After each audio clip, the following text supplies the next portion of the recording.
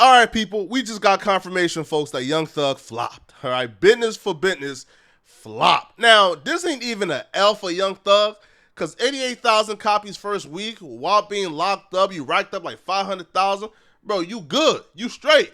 But this is an L for the streets, all right? And we going to break down why. But first of all, let's just get into the logistics and exactly what took place, all right?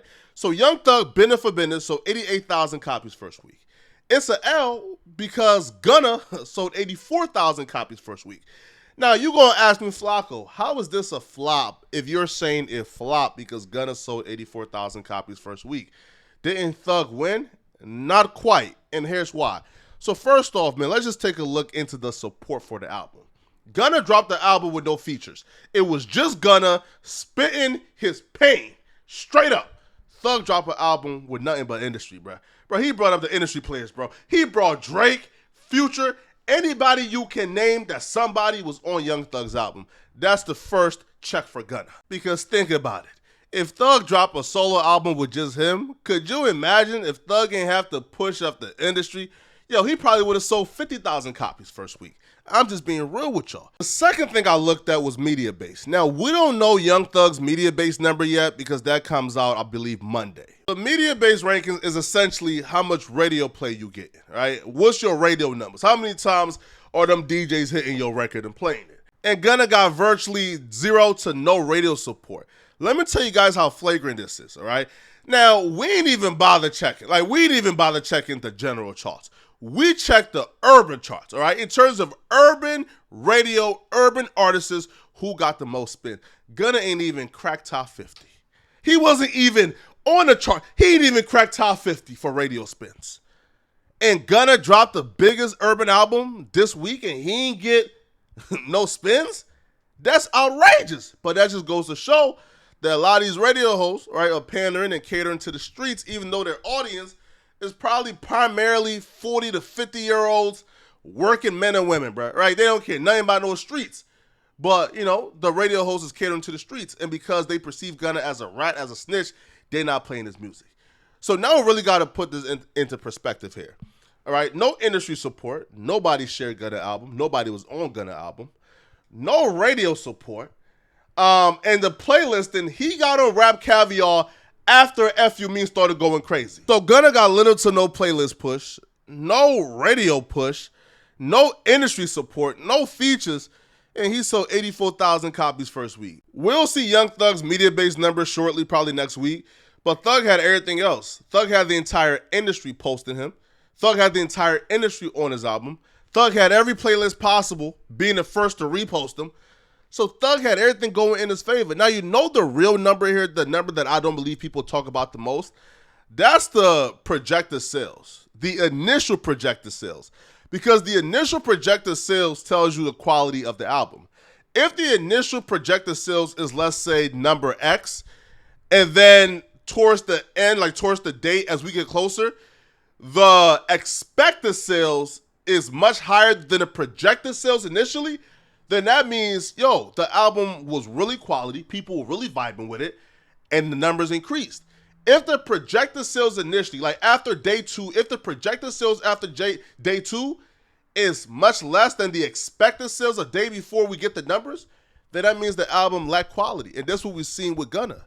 Gunna started off being projected to sell about 70,000 copies first week. But as the album got more buzz, as people were really liking the album, those numbers increased.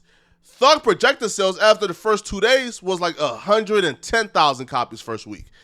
But Thug album wasn't really good. It wasn't cohesive, right? Thug had songs on here from like 4 years ago, right? Which, again, like didn't really fit in 2023, right? It wasn't a good album at all. So when people listen to the album, they realized the album was garbage and trash.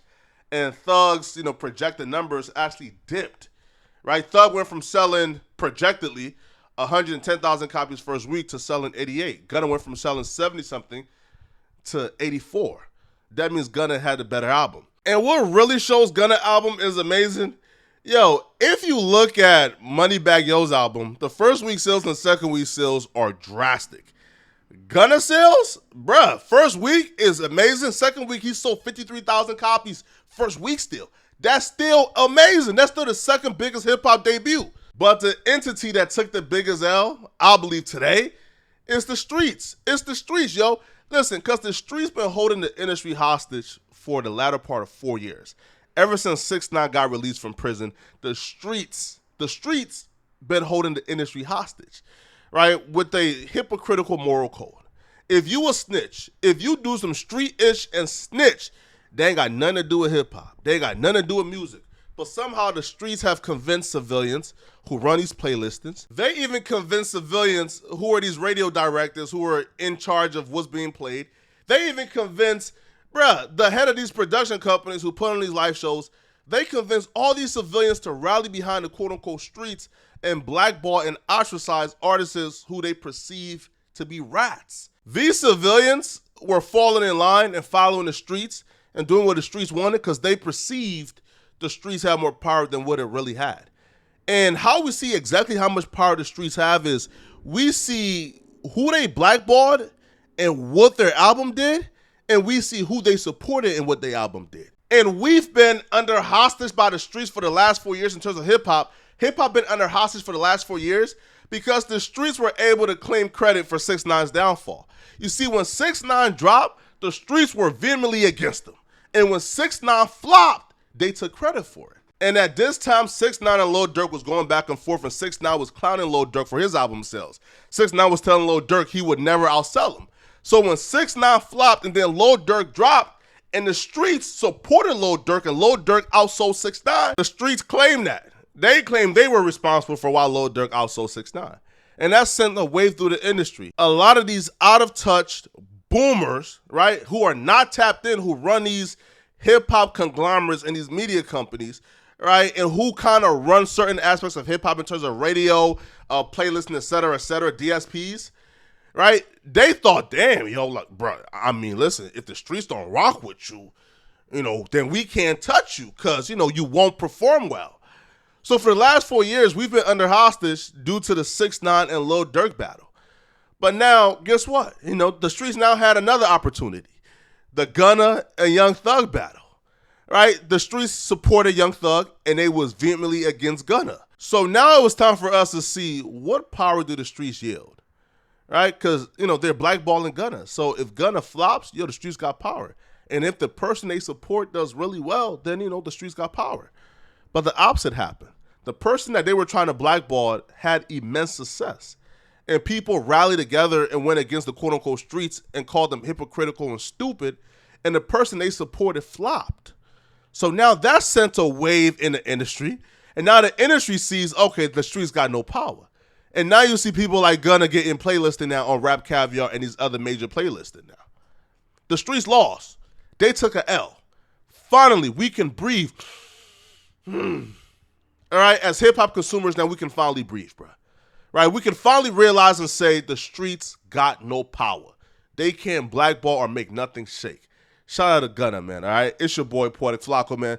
Like the video, sub to the channel, comment for the algorithm. I'm out of here, folks. Peace.